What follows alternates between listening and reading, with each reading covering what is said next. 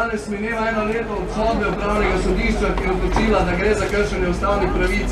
V javnosti se žal želi, določene delo javnosti, ki ni naklonjena družini, se želi ta zgodba koroških dečkov utišati. Vsi, ki smo pa poklicani, da smo zagovorniki koroških dečkov pravic, vnukov in starih staršev po službeni dolžnosti in pa po čutenju svojega srca, smo pa danes tukaj.